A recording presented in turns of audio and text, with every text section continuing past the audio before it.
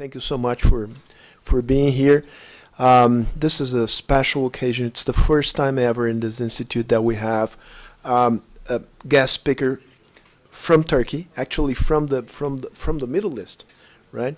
So I think we are sort of opening up our minds and our reach to other countries, other regions of the world, which I think it's extremely important. I would like to start by thanking Lourival so much for making this thing possible, because it was him who suggested me to invite you, Sahin. If we're not for Lourival, you would never been here today. So I can speak about it. So thank you so much, Lourival, and Lourival will be a key player in this. It will be a conversation. We have decided, instead of having a more conventional format of a talk followed by comments by Lourival, we have just changed our minds, and we're going to have an interview. Lourival, which is a very experienced journalist and knows how to conduct an interview, will make questions, giving enough time for Sahin to elaborate on the answers. So Sahin is a political scientist and an expert on international relations. He teaches in one of the most important Turkish universities in Istanbul, whose name I'm absolutely unable to pronounce. So if you want to say the name of the university, please do it, because It's Bahçeşehir University. as you can see, it's impossible to pronounce. Very difficult And name. besides being an academic, he is a very important, outstanding journalist and a media man, if I may put it that way, because he not only write op-eds on a weekly basis on a Three columns, weekly columns in Turkish, Wow. and one in so English. as you can, yeah, he works a lot, and he has a TV program, right? Which And has been going on for the last 7 years. Some Wow. people are familiar with it. So I think we are all here in front of someone who is really knowledgeable about Turkish politics, both domestically and external policy, knows a lot about Turkish history. Turkey, as you know, it's a fascinating country, extremely complex, and I hope all of you enjoyed this afternoon, the conversation that we are about to start. So I would ask Lourival, I will leave the table. I will be a very passive by-watcher, and I will hope you have a wonderful conversation, you two.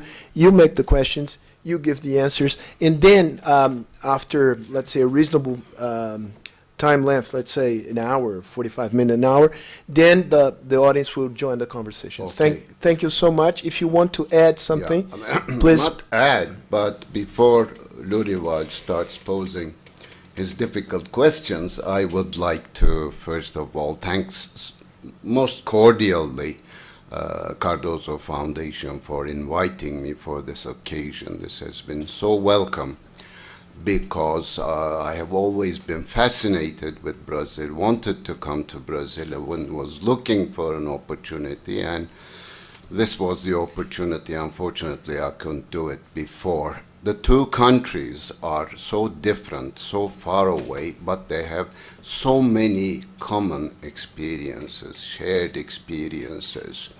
From empire to republic, when this transition takes place, both political elites are very much influenced by French positivism. I think Comtean positivism has been more influential in Brazil and Turkey than in France itself.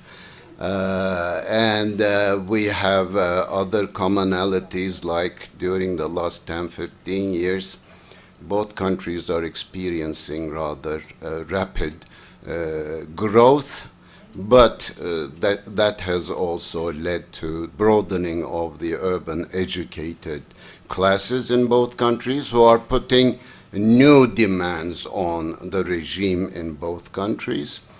We have, of course, the shared experience of having the military getting involved in politics in both countries, and luckily we are about to be over with that phase. Maybe Brazil has moved further in that direction than Turkey has done.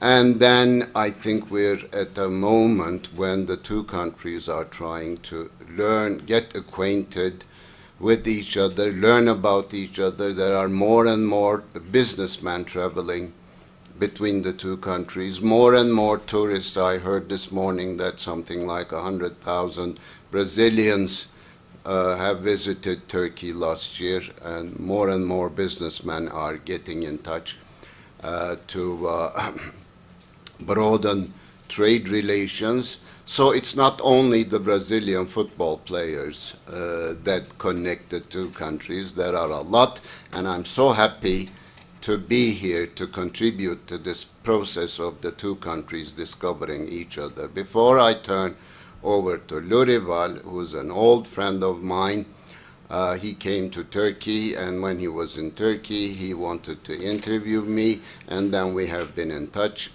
through many years, nearly 10 years now, and then we were writing to each other some months ago, and then I wrote to him and I said, "Oh, Lourival, you came to visit me in Istanbul, and I'm just dying to reciprocate this visit."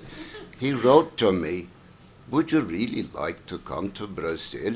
I said, "That's my dream."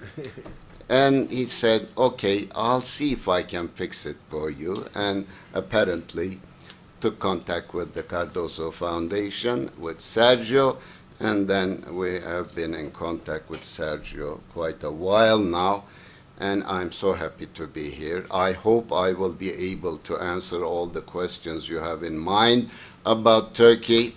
As Sergio explained, I have two hats. I'm both an academic and also a journalist, and my journalism helps me follow with my academic interests and vice versa, of course. So I'll try to do my best. All right. This is a special gift for you. Oh, that's wonderful. All right. That's So, wonderful. Now you run the show.